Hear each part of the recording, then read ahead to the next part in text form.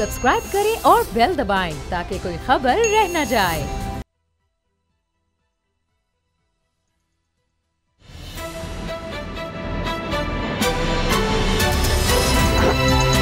अब पता चला। बिस्मिल्लाहिर्रहमानिर्रहीम, अस्सलाम वालेकुम। मैं हूं मोहम्मद उसामा गाजी और आप देख रहे हैं अब पता चला। सेनेट के हवाले से तरमीम क्या पास होनी थी, यहाँ तो ऐवानी मछली मंडी बन गया और हाथापाई तक नौबत आ गई। धक्के पड़ रहे थे एक दूसरे को, हत्ता कि एक मेंबर असम्बली, हमारे बाइज्जत मेंबर असम्बली, वो तो गिर भी गए। अब ये नवीद कमर साहब हैं पाकिस्तान पीपल्स पार्टी के, आगा रफ़ीउल्लाह हैं, इन दोनों के साथ साथ दूसरी तरफ कौन था जी, PTI के फ़हीम खान और अताउल्लाह। अब इनके दरमियान झगड़ा भी हो गया और बात बहुत ज़्यादा बढ़ गई। अब बीच बचाव कराने की भी कोशिशें होती रही। मामला ये है कि उमर अयूब साहब वज़ीर तवानाई हैं, वो सवालों के जवाब दे रहे थे, उस पर पाकिस्तान पीपल्स पार्टी की तरफ से ज़्यादा शोर शराबा शुरू हो गया और अपोजिशन में लोटा लोटा के नारे लगने लग गए और कि जी ये कौन है। अब्दुल कादिर पटेल साहब मैदान में उतरे, उन्होंने कहा जी कौन बंदा है, क्या जवाब देगा जो हर पार्टी में रहा है और दूसरी पार्टी में जाकर पहली पार्टी के खिलाफ बोलता है। उमर अयूब साहब और ज़्यादा गुस्से में आ गए, उन्होंने आगे से जवाब देना शुरू कर दिया, जी मेरे घर में एक किताब है जिसमें जुल्फ़ी का जिक्र है, और उनका इशारा ज़ुल्फ़िकार अली भुट्टो साहब की तरफ था। फिर उन्होंने कहा जी डैडी डी कौन कहता था, और ये भी ज़रा देख लें कि ज़ुल्फ़िकार अली भुट्टो निकाले किस तरह गए, काबीना से निकाले गए थे और नाअहली पर निकाले गए थे, और साथ उन्होंने ये भी कह दिया कि वो भी देख लें कितनी पार्टियों ने बदली। बस उसके बाद क्या था कि ये तो नो गो एरिया है पाकिस्तान पीपल्स पार्टी के लिए कि ज़ुल्फ़िकार अली भुट्टो के खिलाफ इस तरह की कोई बात करे। और उसके बाद वही हुआ जो हम माजी में देख चुके हैं, मछली मंडी बना और कार्रवाई जो है फिर ख़त्म हो गई। लगता नहीं है कि इस तरह से मामला ज़्यादा अरसा चल सकेंगे, तरमीम तो होती हुई इस तरह तो नज़र नहीं आ रही। इसी पर हम सबसे पहले बात करेंगे। फिर PDM का इजलास भी जारी है और बड़े फैसले होने हैं, बहुत बड़े फैसले होने वाले हैं। चूँकि फजलुर रहमान साहब बड़े गुस्से में हैं, एक फ़ैसला वो करके PDM में शामिल हुए हैं आज के इजलास में। पहले अपनी मजलिस आमला के इजलास की सदारत करने के बाद तो वहाँ उन्होंने फैसला कर लिया है कि सेनेट के इंतखाबात में भरपूर हिस्सा लेना है। तो इसी पर हम पहले बात कर लेते हैं असद खरल साहब से, बाबर डोगर साहब से।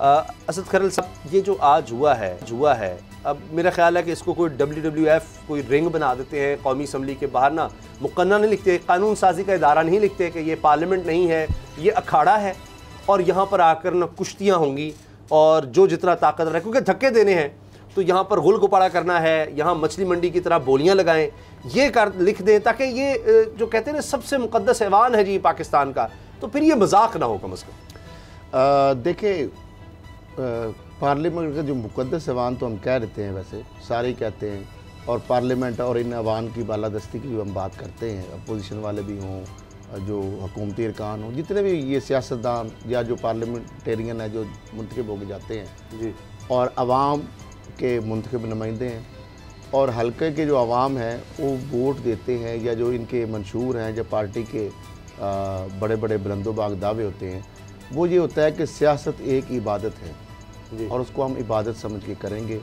हम अवाम की फलाह बहबूद के लिए काम करेंगे, हम मफाद आमा के जो काम है उस हवाले से करेंगे। मुझे ये बताएं कि जहाँ जिस मुल्क के अंदर 70% जो आबादी है उसका दारोमदार शोबा ज़राअत के ऊपर है, और जितने भी बड़े बड़े लैंडलॉर्ड हैं, जो जागीरदार हैं, जो वडेरे हैं, मेरा नहीं ख्याल कि ज़राअत के शोबे के हवाले से कभी कभी को आवाज़ उठती है कि जनाब ये हमारी खाद महंगी हो गई है, हमें ये जाली पेस्टिसाइड्स मिलती हैं सर, उनको या सुन ले, या डीजल हमारा महंगा हो गया, पीटर नहीं चलते, फ्लैट रेट कम किया जाए, बिजली का इंडिया में जिस तरह फ्री बिजली या जरी, कभी सुनिए आपने, कभी शायद कुखाल खा। अच्छा सुन, आगे निकल गए ना। अच्छा आप ये उनके तो शेयर्स हैं इन कामों में। आप उसके बाद देखें ना, इतना अपोजिशन ने आज काम किया, आज खराज तहसीन नहीं बनता अपोजिशन के अरकान को कि आज अवाम की महंगाई के लिए वो खड़े हो गए, शीशा पिलाई दीवार बन के, जनाब महंगाई जो है उसको ख़त्म नहीं किया जाएगा तो जनाब हम ये कर देंगे। आज आपने देखा नहीं मछली मंडी की ईवान के अंदर नहीं हुआ, आज हुआ है ना, अच्छा झगड़ा हुआ, लेकिन फिर उनका पेट्रोलियम की कीमतें जो है अगर आप देखेंगे हम कैसे कि आप ज़्यादा करेंगे,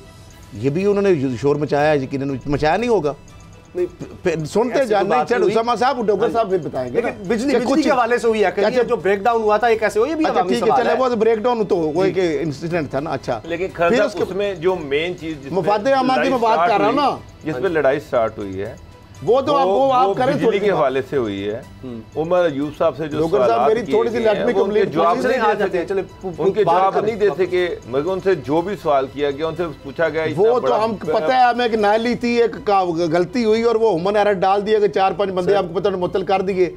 वो एक छोटे लेवल के अयूब साहब ने इतना बड़ा इल्जाम लगा दिया सीएम सिंध पर कि जी जब हम चोरों डाकुओं को पकड़ने जाते हैं कि जिन्होंने बिजली चोरी करते हैं बड़े बड़े पैमाने पर, तो वहां से फोन आ जाता है, डिफॉल्टर्स हैं कि सीएम हाउस से फोन आया कि ये जो मैं आपको और पुलिस को रोक दिया चूंकि विफाक के अंडर है ये सारा तवानाई का मामला, ये बात को रोक दिया पुलिस को कि इन लोगों के खिलाफ कार्रवाई नहीं करनी। आप पंजाब की उनकी जवेद लतीफ की बात करते हैं शेखपुरा में, पूरे सिंध में ये कुछ हो रहा है। अब ठीक है, इस दोनों चीजों का जवाब ले लें।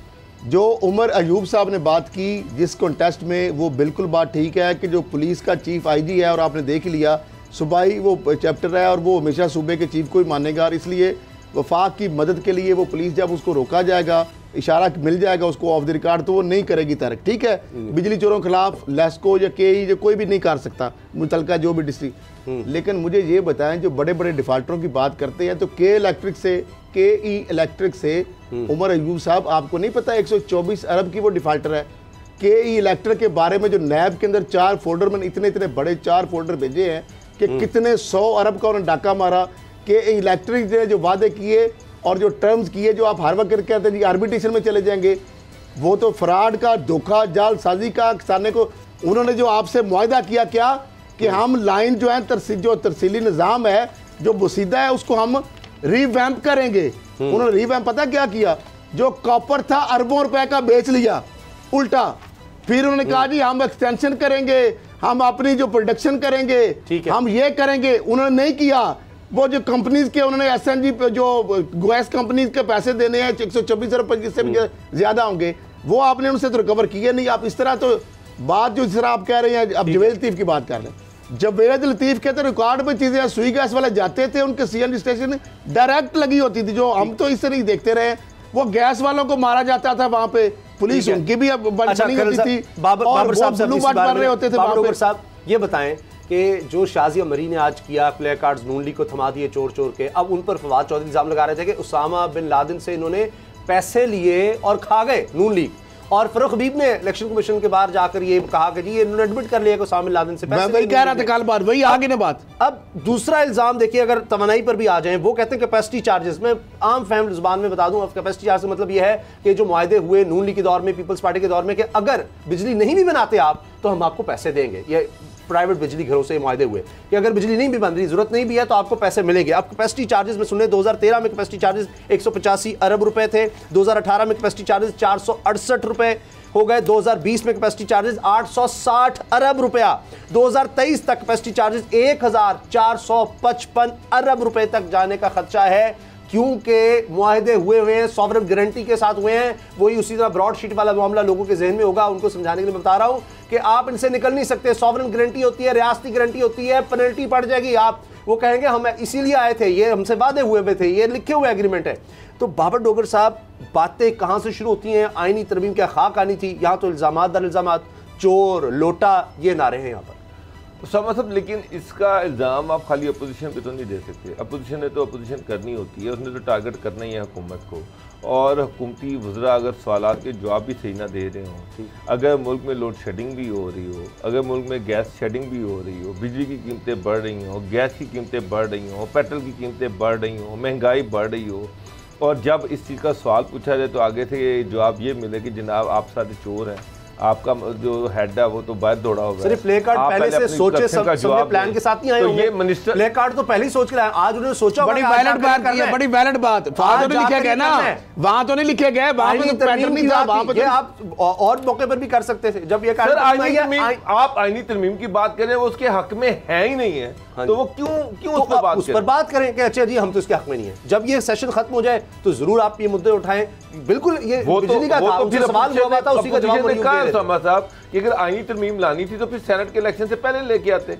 जब सेनेट में खरीदो फरोख्त हो रही थी, जब सेनेट में बंदे बिक रहे थे, उस वक्त भी पीटीआई की गवर्नमेंट थी, यही प्राइम मिनिस्टर थे, यही कैबिनेट थी, उस वक्त तो किसी ने नहीं कहा कि उस वक्त तो बड़े शादियाने बजाए जा रहे थे कि अपोजिशन के बंदे हमने खरीद लिए। अब उमर अयूब साहब कहेंगे जी हम तो पिछले गिना रहे हैं, क्यों ये हुआ सारा, ये सारा ब्रेकडाउन हुआ, या बिजली का मसला ये है कि वो पिछली हुकूमतों पर डालते हैं। इन्होंने अपना जवाब देना है, अपना जवाब देना है, इन्होंने पीछे नहीं डाल सकते। चार्जेस का दे देते हैं। चले ये जो आईजी बात कर रही है, उमर अयूब साहब यही डाटा दे देते कि केपीके से कितने बंदे जो है पकड़े गए हैं, केपीके में कितनी लाइन लॉसेस पे कंट्रोल किया, उसका डाटा दे देते।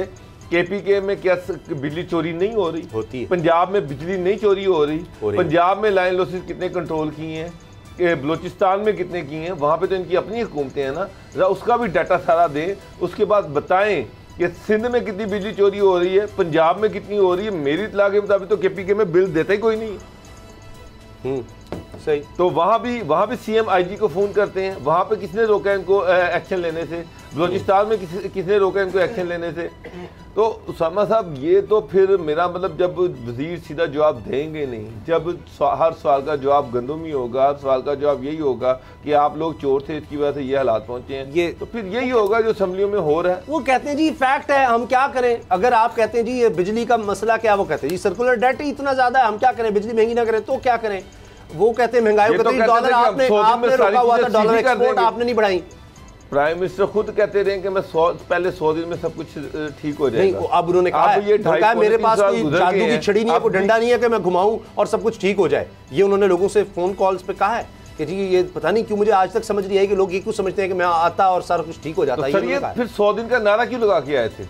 कहते हैं ऊपर से करप्शन खत्म हो जाएगी, 100 दिन में डायरेक्शन पता लग जाएगी। ऊपर से कहां से? काबीना से, और डायरेक्शन पता लग जाएगी कि हमने अपनी पॉलिसीज क्या लानी है, हमने करप्शन का खात्मा करना है, हमने जनाब ये बिलियन ट्री सुनामी शुरू करना है, उसके लिए प्रोजेक्ट्स उन्होंने लेकर आने थे, और ये घर बनाने के लिए जनाब महंगाई पे काबू करें। महंगाई जो है वो अवाम को खाई जा रही है। अब पीडीएम को ख्याल आ गया वैसे खा रही है, ये आपने बड़ी अच्छी बात कर दी बाबर साहब। जो बात है वो उससे अवाम को कोई लेना देना पीडीएम अब ना ही वो कोई इतना बड़ा प्रोजेक्ट है कि अवाम उस पर गुनगाएं। जहाँ लोगों को रोटी नहीं 2 वक्त की मिल रही है, आप उनको बिलियन की सुनामी की बात सुना रहे हैं। सर दुनिया तारीफ कर रही है, वो भी ज़रूरी है माहौलियात के लिए, बहरहाल उसके बड़े नुकसान होते हैं अगर माहौल ख़राब हो। पीडीएम अब सर जोड़े बैठी है और इसमें बड़े फैसले होने हैं। अभी तक जो अंदर की खबरें हैं कि तजवीज़ें हो रही हैं, तजावीज़ आ रही हैं, जिस तरह पीपल्स पार्टी पहले दिन से कह रही है तहरीक-ए-अदम एतमाद। एक बात पर शाबाश देनी पड़ेगी, पीपल्स पार्टी अपनी बात मनवाती है। तो तहरीक-ए-अदम एतमाद अभी तक तो नहीं मानी गई, वो लॉन्ग मार्च की बहस हो रही है, लॉन्ग मार्च करना है, जनाब इस्तीफे लाने, वो भी तक बात चल रही है। पीडीएम में कोई ना कोई ऐलान सामने आ जाएगा। मगर नून लीग ने एक पैंतरा बदला है अब असद कर्नल साहब, और अब मियां नवाज शरीफ की हिदायत पर डिस्ट्रिक्ट लेवल पर महंगाई के खिलाफ अब एहतजाज होंगे। ये अच्छे वक्त में इनको ख्याल आ गया है, अब लोगों को बाहर निकालने के लिए, ज़ाहिर है लोगों का मसला है महंगाई बेरोजगारी, अब ये नारा लगाएंगे, यानी फौज के खिलाफ नहीं बोलेंगे, इदारों के खिलाफ नहीं बोलेंगे, जजेस के खिलाफ नहीं बोलेंगे, और ब्यूरोक्रेट्स के खिलाफ नहीं बोलेंगे, यानी जो भी हो, नैब के खिलाफ नहीं बोलेंगे। अब आपको क्या लगता है कि अब ये तय पा जाएगा कि ये छोड़ दो, अब महंगाई को लेकर चलो? बयान अल्फी दिया किसी ने? नून लीग ने इस तरह की बात की है? ये नून लीग सर पीडीएम में जाने से पहले सरप्राइज इजलास में हर एक ने सोचा ना हमने क्या लेकर जाना, हमने कहा जिस तरह फजलुर रहमान साहब लेकर आ रहे हैं कि हमने में फैसला कर लिया फजलुर रहमान साहब ने कि सेनेट के इलेक्शन में भरपूर जेयूएफ शिरकत करेगी। ये उन्होंने फैसला किया, अब वो इस फैसले के साथ सुनते जाएं और फिर कहते हैं ना शर्माता जाए, हम भी शर्मा जाएंगे मेरा ख्याल है। अब मामला ये है कि लॉन्ग मार्च को धरने में तब्दील करने की तजवीज़ दे रही है जी मौलाना साहब ने। एक तो ये बात उन्होंने कहा कि यानी खुद ही पीछे बैकआउट करते जा रहे हैं, यानी लॉन्ग मार्च की बजाय वो भी टेंटा फिश हो रही है, तजवीज़ भी आ गई आगे। और आगे साथ उन्होंने कहा है कि जो 15 मार्च से आगाज़ के धरने के वाले से बात कर रहे हैं और रमज़ान से कबल इख्तिताम, समझ रहे हैं बात को, समझ आ गई होगी आपको। अच्छा, मेरा ख्याल है तकरीबन समझ जाए, ये मजहबी बिल्कुल वो उधर ही जा रहा है सारा इत्तेकाफ वाला, मेरे शहर इत्तेकाफ। अभी तक अंदर की खबरें हैं कि लॉन्ग मार्च पर बज़िद है नून लीग और जेयूएफ, और उधर से तजवीज़ आती है और रद्द हो जाती है। नून लीग वो तजवीज़ आती है वहाँ से। अच्छा, अब खुर्शीद शाह बड़ा इंकशाफ तो देखे ना, बड़ा धमाका खेल जो इंकशाफ आ गया है। खुर्शीद शाह साहब ने कह दिया है कि आर्मी चीफ और हुकूमत जो है और अपोजिशन में मुसालतकार है जी, और आर्मी चीफ ने हुकूमत अपोजिशन को साथ बिठाने की कोशिश की। अब ताकि मामला आगे चले, जो कभी ये बात नेशनल डायल मरियम साहबा का ये बयानिया है जो नून लीग की तरफ से जो बज़ाहिर डिफेक्टो इस वक्त सरबराही नज़र आ रही है, क्योंकि ज़ाहिर बात है सदर जो है वो तो डिसमेंटल होके जो भी जिस तरह भी उनके साथ हो रहा है वो जेल में बैठे हुए हैं बाजार जो भी है। तो हमजा शहबाज जो पंजाब असम्बली में, तो मरियम साहब इस वक्त लीड रोल जो जिस तरह आप देख रहे हैं कर रही है, नवाज शरीफ साहब की बिहार पे सारा वो शहबाज शरीफ से आज तबीयत बड़ी खराब हो गई थी। अब मामला ये है कि वो तो ये कह रही हैं जो जिस तरह मैंने बताया, आप कह रहे हैं कि इस्तीफों के वाले से, असम्बली ज़िमनी के वाले से, सुन ले लॉन्ग मार्च के वाले से, पहले अदम एतमाद के हवाले से जब बिलावल ने और जरदारी ने बात की तो मौलाना साहब ने कहा कार्ड शो करें, जिस तरह कहते हैं ना कि आप मुखालिफ धोखा दे रहे हैं, ठीक है। फिर मरियम साहबा जो है उसने भी कहा कि जनाब धोखा दे रहे हैं, उनके रहनुमाओं ने भी यही बात की, यानी आपस में लड़ पड़े, एक दूसरे पे बदएतमादी का वाज़ेह ऐलान कर दिया। उसके बाद इस्तीफ़ों की कहानी सुनाई, गिरदान 31 दिसंबर तक इकट्ठे होने की, फिर 31 जनवरी तक देने की, फिर फरवरी में यकम को लॉन्ग मार्च का ऐलान करना था। फजल रहमान साहब उसमें एक्टिव थे, नून लीग एक्टिव थे।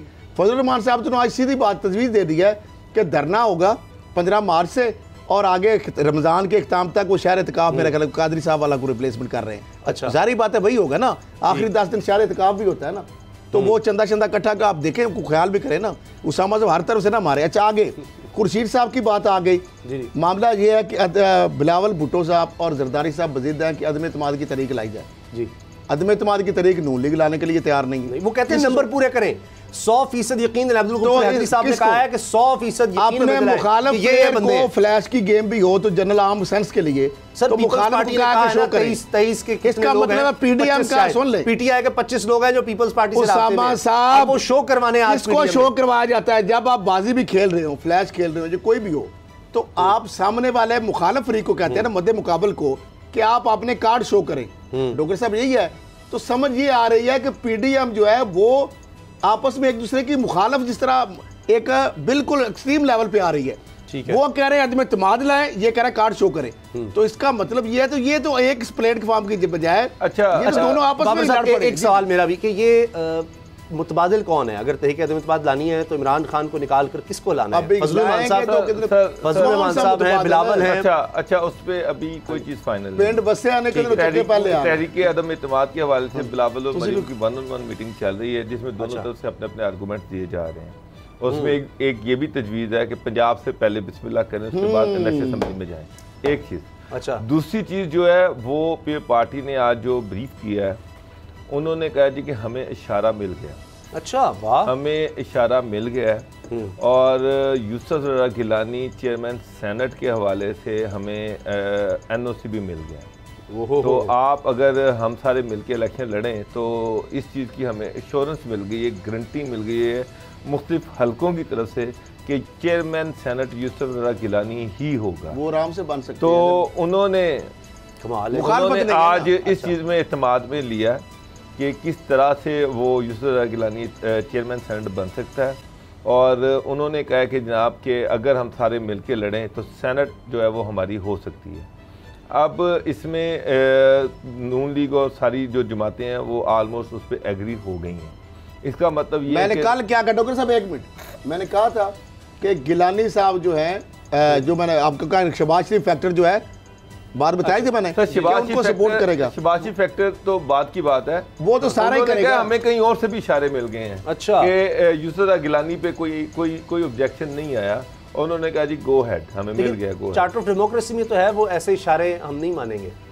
चार्ट ऑफ डेमोक्रेसी आपने बड़ी बात लेने दे, अच्छा पास जाते हैं वैसे नहीं, सॉरी, इस पे कंसेंसस हो गया कि ठीक है जनाब इलेक्शन मिलकर लड़ा जाएगा। और जरदारी और बिलावल भुट्टो ने वहाँ पे जो फार्मूला दिया उसके तहत उन्होंने कहा जी हम 4 सीटें अजाफी निकालेंगे और ये 4 सीटें जो है ये पीटीआई की सीटें जो हम तोड़ेंगे। वाह वाह, बड़ी बात। इस पे जनाब उनको सारा एग्रीमेंट हो गया। दूसरा इशू ये था कि जो धरना देना था उसमें मौलाना फजल रहमान का ख्याल था कि मार्च में 15 मार्च में को डेट अनाउंस की जाए और सारे इस्लामाबाद में इकट्ठे हों, वहाँ पर जाकर लोग जो हैं सारे लोग वहाँ पर इकट्ठे हों, हर कोई अपने अपने मार्चेस इकट्ठे लेके वहाँ इस्लामाबाद जाए और वहाँ पर 10-15 दिन का धरना दें। धरना नहीं, इशारे इत्काफ पे सारा है उन्होंने, नहीं सर, धरना उन्होंने वो रमजान से पहले 15 मार्च को और रमजान के इख्तिताम तक, तो वहाँ पे इख्तिताम तक नहीं सर, वो लिखा यकम रमजान को उन्होंने कहा यकम रमजान से एक दिन पहले हम उठा देंगे उस धरने को, उसके बाद अगला लाहे अमल जो है वो ईद के बाद का होगा। यही था। लेकिन उस पे पार्टी उस पर तैयार नहीं थी। उस पर बहल अल्टीमेटली ये है कि मरियम और बिलावल जो हैं ये दोनों अब एक दूसरे के साथ जो है वो आर्गू कर रहे हैं।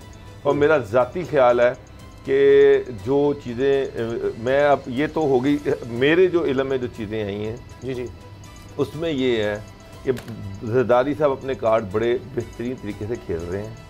उन्होंने उनको कुछ हलकों की तरफ से इशारे मिले हैं कि अगर आप ये धरने वाला मसला और ये जो सारी चीज़ें हैं PDM जो कुछ भी कर रही है या करने की कोशिश कर रही है, अगर आप इसको ना होने दें या इसको जो अदारों को जिस तरह टारगेट बनाया जा रहा है उससे उठा के इसको पल्ली साइड पे ले जाएं, सिर्फ हुकूमत तक महदूद कर दें, तो हम आपको सेनेट की हद तक सपोर्ट करने के लिए तैयार हैं।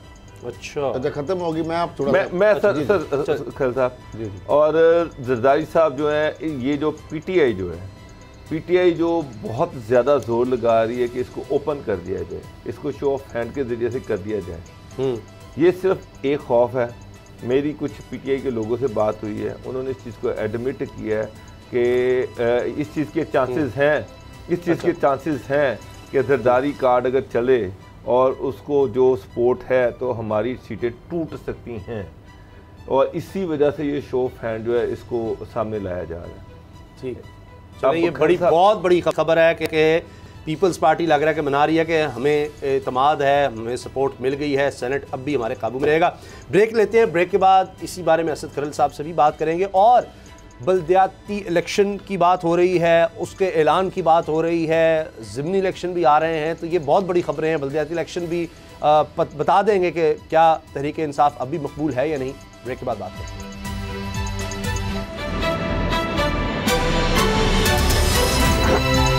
अब पता चला।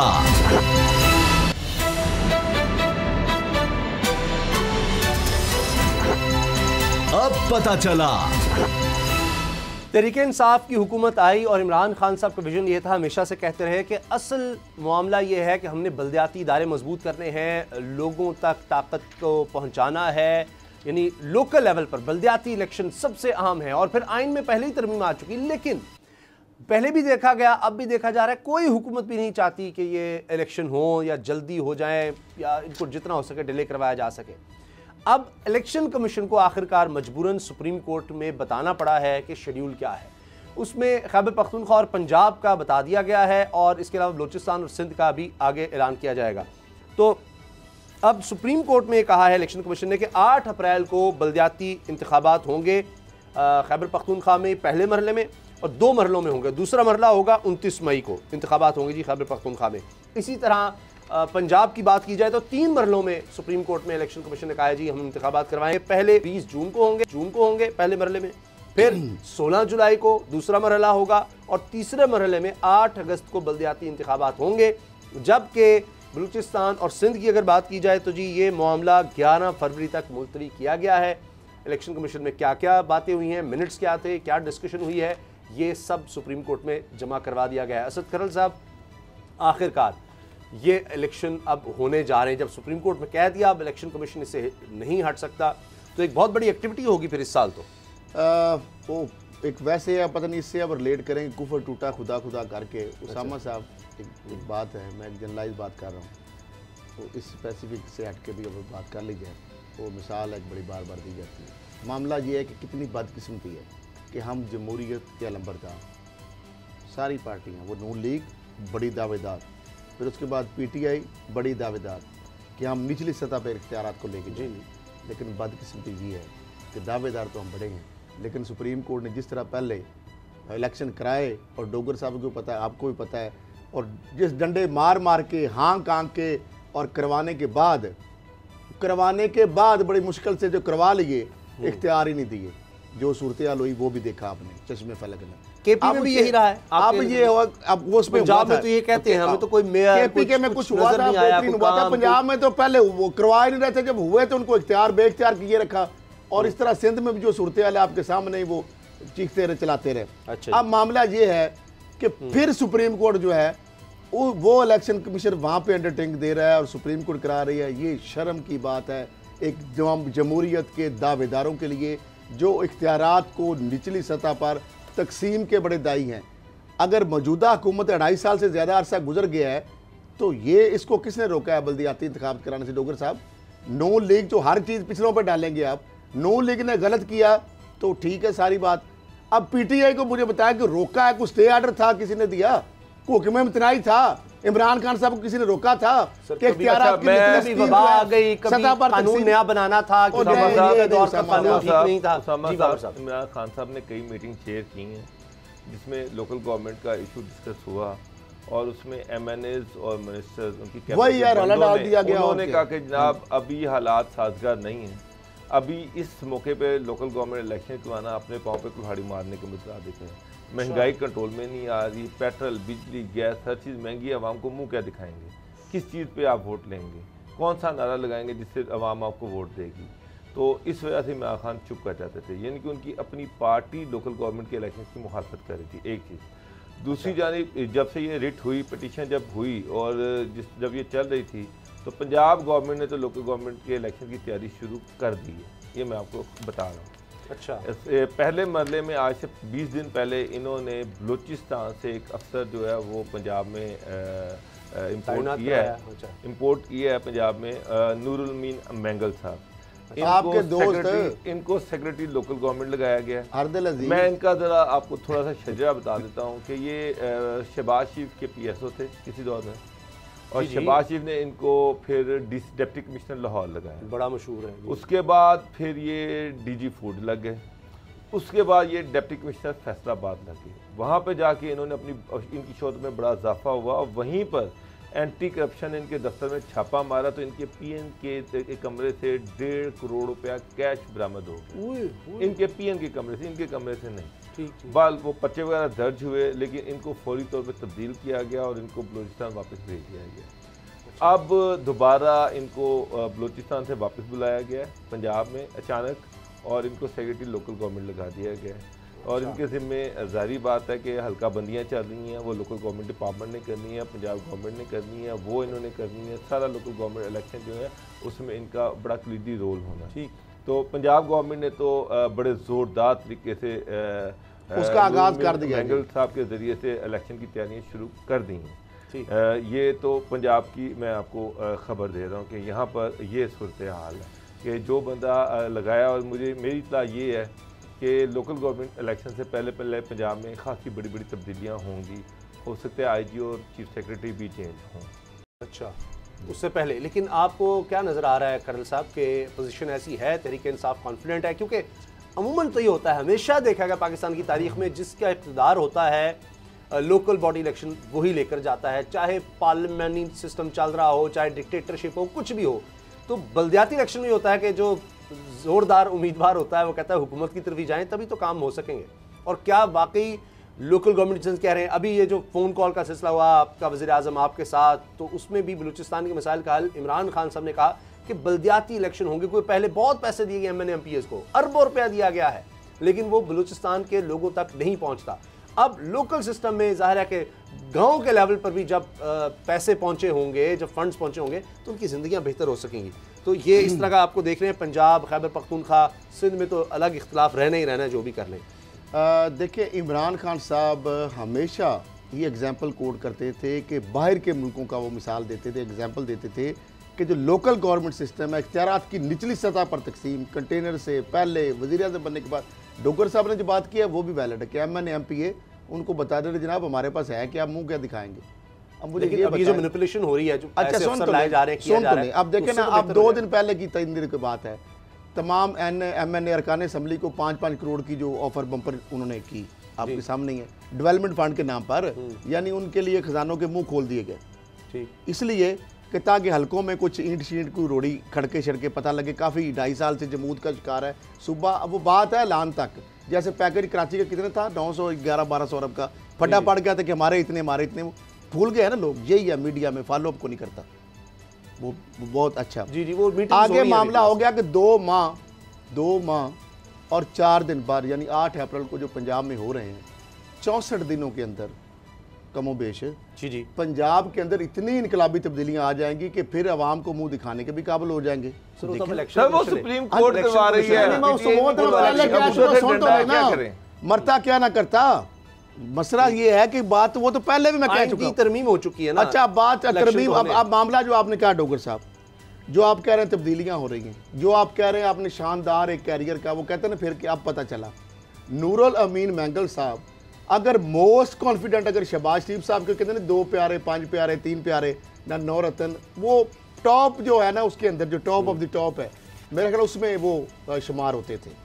अच्छा पता नहीं क्या है कि, लेकिन मैं इस पे बेनिफिट ऑफ डाउट का दूंगा क्योंकि उस्मान बुज़दार साहब को गालबन ये सारे प्रोफाइल का नहीं पता। डॉक्टर साहब देखिए हमें ये बात अदराक, क्योंकि हम और आप तो है हंसने वाली बात है उसामा साहब, देखिए वो उधर से आए हैं, 2.5 साल पहले कौन क्या था वो साइंस तो अभी सीख रहे हैं। तो उनकी जब फाइल जाती है तो ऐसे तो नहीं हो सकता, तो ले अभी फाइल मंगवा लेंगे, पूरा अभी फाइल आएगी भी, कौन कब क्या अभी फाइल आएगी भी, सुन ले फाइल में ये भी लिखा होगा कि उनके पीएन के कमरे से 1.5 करोड़ रुपया कैश, मैं बताता फाइल बन भी जाएगी, फाइल जाएगी, सुन तो लेंगे ना भी, एक्शन उनको आप बता रहे हैं ना, अब एक्शन ना ले फिर मुझे पकड़ लेना, ऐसी बात नहीं है। देखिए उनको नहीं पता, खरल साहब ने अब कह दिया इनोसेंट आगे बात आ, क्या इमरान खान साहब इतना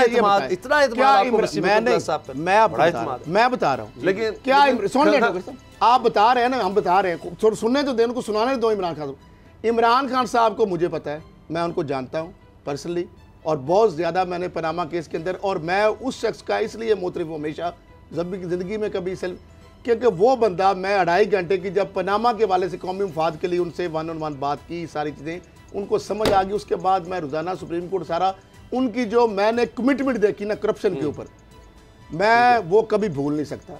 वो बंदे ने दिन रात उसने कहा सर ये बात जो है ना, ये सारी चीज़ें आप मुझे जस्टिफाई कर दी हैं, डॉक्यूमेंट आ गए हैं, अब मैं नहीं छोड़ूंगा, ठीक है, अब मैं जाऊँगा सुप्रीम कोर्ट में। कमीशन पहले पनामा बना, पहला आपको पता है मेरा वहाँ पे कमीशन में मैं पिटिशनर था, यहाँ लार्जर बेंच बनाया, वहाँ पे खड़े होकर इमरान खान साहब ने पहले जो चीफ जस्टिस जमाली साहब का भी जो कमीशन था, इमरान खान साहब ने ट्वीट किया कि ब्रेवो जर्नलिस्ट कल ने कोर्ट के सामने खड़े होकर बताया कि आपको जो इन्फॉर्मेशन दी जा रही है 99.9 गलत है, ये कंसीलमेंट कर रहे हैं इदारे।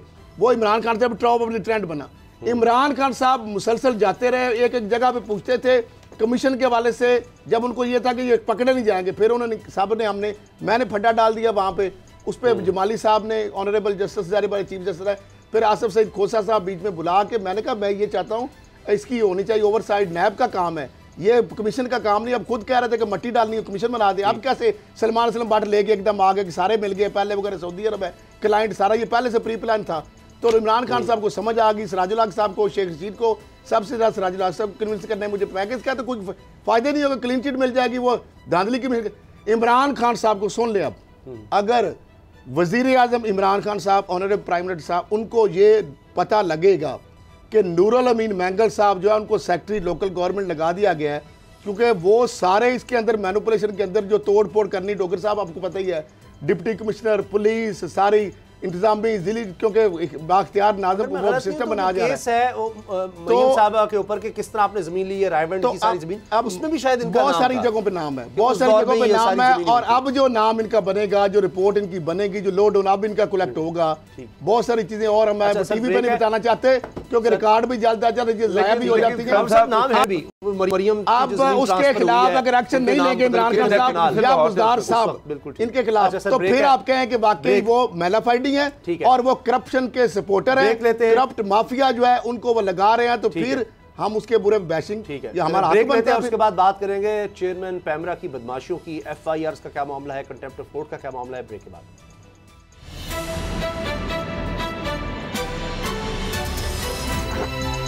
अब पता चला।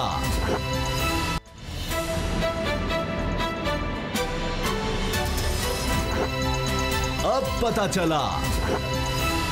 मुसलसल चेयरमैन पैमरा खिलाफ वर्जी कर रहे हैं अदालती अहकामात की, सिंध हाई कोर्ट के अहकामात की, जिस तरह से उन्होंने यकतरफा तौर पर, जिसको ये कहें कि जी सुओ मोटो, जो सिर्फ ख़ास हालात में सुप्रीम कोर्ट हाई कोर्ट ले सकती है, उन्होंने खुद से एक सुओ मोटो लिया, खुद से ही सारी कार्रवाई शुरू कर देते हैं। बोल चैनल के ख़िलाफ़ पहले उन्होंने इसका लाइसेंस ही मुअत्तल कर दिया, कभी ट्रांसमिशन बंद कर देते हैं, अब वो इतने पर्सनल हो गए हैं कि खुद बीच में आकर केबल ऑपरेटर से कहलवाया जा रहा है कि जनाब इसको चैनल को बंद रखो, क्योंकि हाई कोर्ट की तरफ से अहकाम आ गए हैं कि जी चैनल को बंद नहीं रखा जा सकता। लेकिन इसके बावजूद वो ये कर रहे हैं। अब इस हवाले से FIRs की दरखास्तें गई हुई हैं, कंटेम्प्ट ऑफ कोर्ट की दरखास्त जा चुकी है। इसी बारे में हम बात कर लेते हैं। असद खरल साहब, ये जो FIRs हो रही हैं ये क्या बताती हैं, किस तरह से यानी चेयरमैन पैमरा कानून की खिलाफ वर्जी कर रहे हैं, किस तरह धज्जियाँ उड़ा रहे हैं कानून की और अदालत के अहकामात की? देखें, बोल का ये तुरा इम्तियाज़ हमेशा रहा है। ये रिकॉर्ड की जो बात है, हम ये नहीं कि बोल में बैठे हैं तो ऐसे ही हम उठा दें बात, कि बोल ने हमेशा हक और सच के लिए आवाज़ उठाई है और उसकी भारी कीमत चुकाई है हर दौर में। कैसी बात है कि जब नून लीग की हुकूमत थी तो बोल के ऊपर आपको पता है टैग क्या लगते थे, और उस वक्त जब इमरान खान साहब की हुकूमत को रोकने के लिए जो गिव एंड टेक हुई, वज़ीर दाखिला निसार अली खान साहब जो उनके थे, उन्होंने खुद एडमिट किया, हमारे भी जिम्मेदारान नज़ीर गार फैसल नज़ीर और भी लोग थे, उन्होंने कहा जी, चौधरी निसार ने कहा जी मुझे तो कवरेज मिल नहीं रही था, मैं अंडरग्राउंड था, APN SPB वाले सारे मेरे पास आए, तो उन्होंने कहा जनाब एक काम कर लें, 2013 के इलेक्शन से पहले की बात है जब बोल ये आ रहा था लॉन्चिंग इसकी सारे, उन्होंने कहा एक काम कर लें। उनके क्या, उन्होंने कहा जी आप बोल को बंद कर लें, ठीक है, तो हम इमरान खान का बंदोबस्त कर लेते हैं। आपको पता है ये कोर्ट ऑन कोर्ट में बात कर रहा हूँ। उसके बाद वो कहते हैं जी एक रिपोर्ट छपी, और रिपोर्ट किधर से छपती है, रात शहरी वक्त हमें पहले ही ट्रांसक्रिप्ट आ जाते हैं, ठीक है, मीडिया मालिकान की तरफ से, और उसके बाद और वो पहले वो टेलर मेड जिस तरह इश्तिहार होता है ना, ये टेलर मेड FIR थी FIA की, कि वो पर्सोना नॉन ग्रेटा जो है डेक्लन वाश, उसका आर्टिकल जो सुबह शहरी वक्त मालकान मुझे भेज रहे हैं, और उसके बाद उसको FIR में छापे जी, और उसके बाद अब उसके बाद आ गई PTI की हुकूमत जी। हमें ये है कि जनाब PTI के प्रो हैं, जनाब नून लीग के खिलाफ है, वो हम विक्टिमाइजेशन के शिकार हैं, हमें कई टैग लगते हैं, लेकिन वो PTI के दौर में अच्छा अब मामला ये नहीं, हमें दौर नहीं, हमें PTI से भीख मांगने की जरूरत नहीं है, पैमरा से। हमारा ये है मसला कि हम कानून की पासदारी चाहते हैं, हम हाई कोर्ट्स के दरवाजे, अदालतों के दरवाजे खटखटाए हैं, हम पैमरा के ऊपर अदालतों की तौकीर के लिए जाते हैं, वहाँ पे उनके खिलाफ कार्रवाई नहीं होती, जियो उनको वार्निंग दी जाती है। हम अदालतों, इदारों की, रियासती इदारों की, उनकी पासदारी की, उनकी बालादस्ती की बात करते हैं। इस बात की हम ना लिफाफा लेते हैं, ना हम झुकते हैं, ना बिकते हैं। अब ये FIR अब इसका छोटा डॉक्टर साहब छोटी सी प्रोग्राम का, अब इसके बाद वो कहते हैं फिर इससे ज्यादा क्या एविडेंस हो सकते हैं हमारे खिलाफ, जो एक अग्रेसिव जो सुन ले। अब ये कुछ चीजें वो हैं जो आपस में जो कन्वर्सेशंस हो रही हैं और हमारे पास सबूत हैं, हम पेश भी कर सकते हैं। वो क्या हो रही हैं? फरीक अव्वल अस्सलाम वालेकुम, ये बोल के वाले से कॉन्स्पिरेसी कहाँ हो रही है, हम दिखा भी रहे हैं, दिखाएं जी। फरीक दोम बीप जो आती है, क्या हाल है, फिर उसके बाद बीप आती, बात कर रहा हूं, ठीक है, ए पैमरा। फरीक जी जी सर कैसे हैं, ठीक हैं।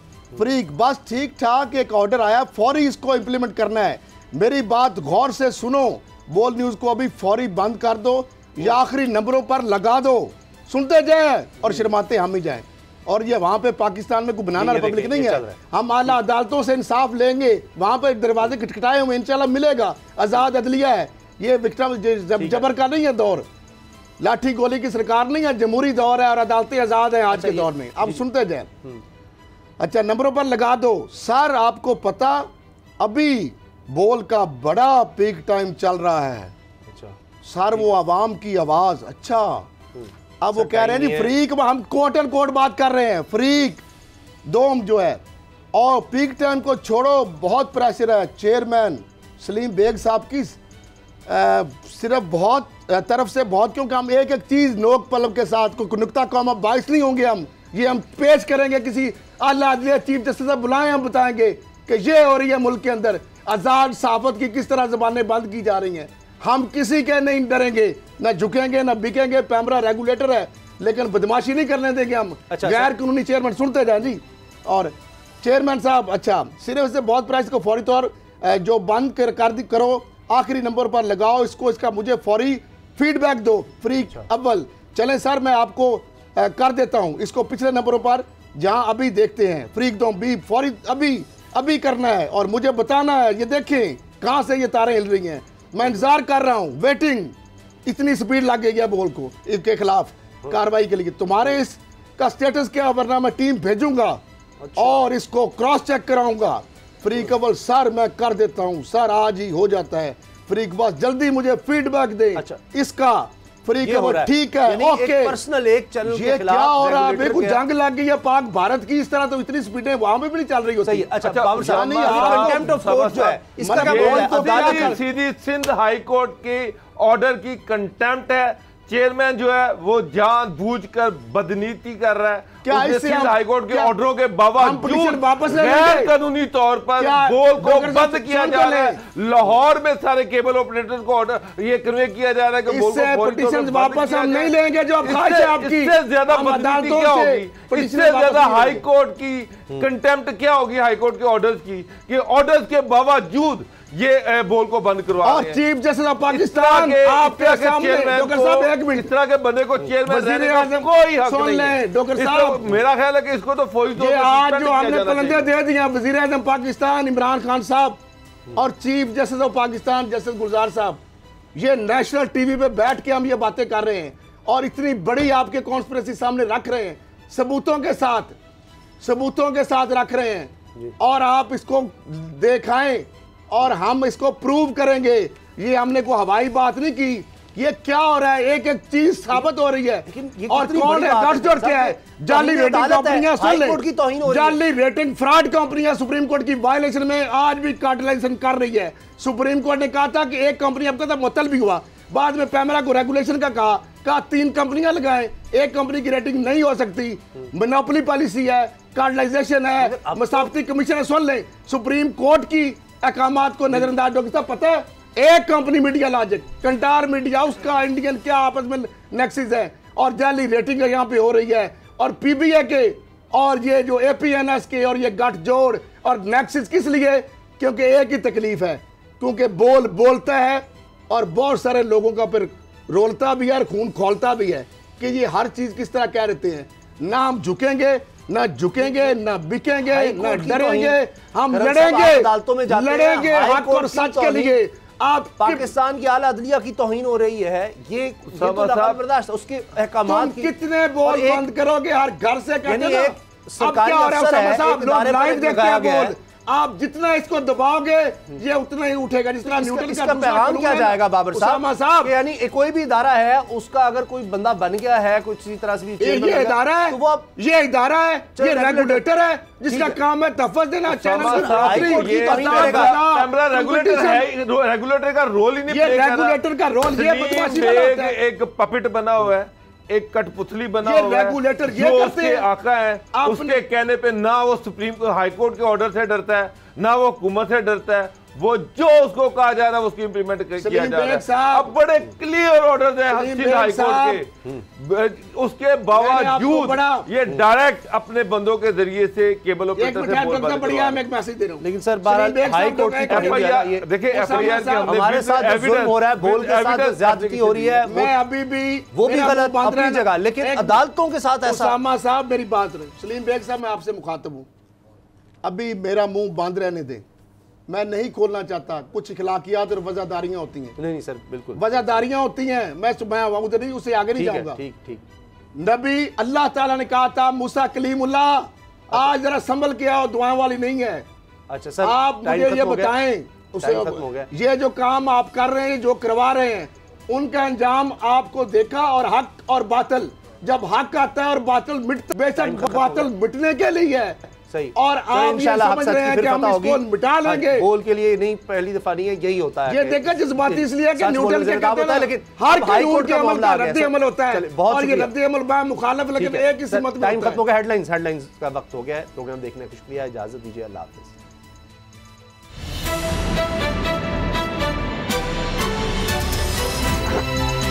अब पता चला।